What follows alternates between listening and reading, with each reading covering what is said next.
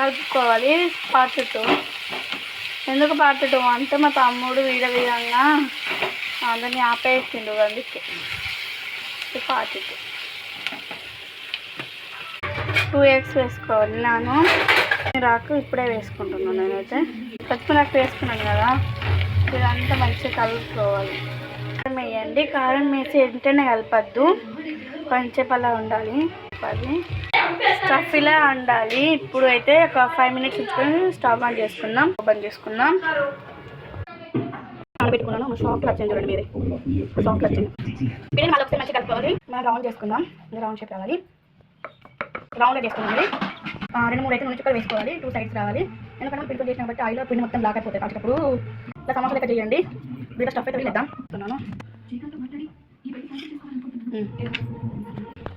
సమోసాలు అయితే అయిపోయినాయి, చేసుకున్నాను. నేను చపాతీలు చేశాను. బిర్యానీ చాలా ఇంపార్టెంట్, ఎందుకంటే మీరే చూడండి. ఆయిల్ అయితే పోసుకున్నాను, కనబడుతుంది. ఇదైతే మనకు వేడి కావాలి. వేడైంది లేదా మనం కొంచెం పిండి వేసుకొని చూద్దాం. ఓకే గైస్, మంచిగా వేడైంది అది.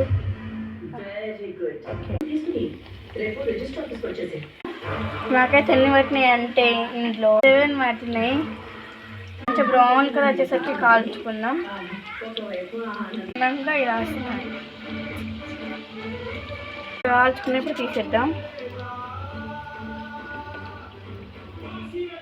రెండో రౌండ్ వేసేసుకున్నాను. సెకండ్ రౌండ్ వచ్చేసి ఎన్ని వేసినా చెప్తాను. 10 వాటిని ఎగ్ చిన్న దాంతో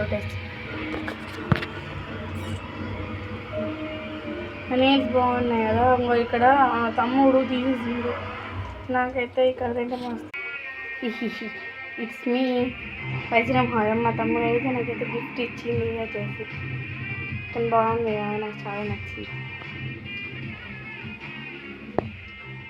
కూడా ఏంటనే ఆల్చుకుంటున్నాను చూడండి. పాపం ఇది దానికి ఊపిరి ఆడడం లేదు.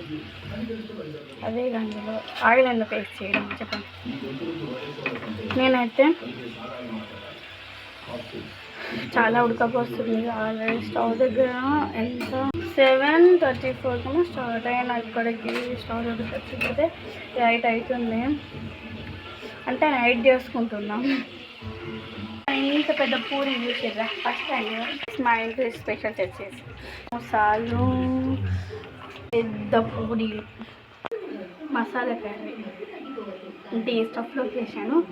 అది ఇలా ఉందని అందరికీ ఒక చెప్పుడుతున్నా. ములక్కాయ ఉప్పు ముద్దు ఉప్పు లెక్క బాగుంది తెలుసా. సార్ టేస్ట్ చూసి చెప్తాను. నిజంగా సూపర్ ఉంది. Next level. మీరు కూడా ట్రై చేయండి, డెఫినెట్గా నచ్చుతుంది.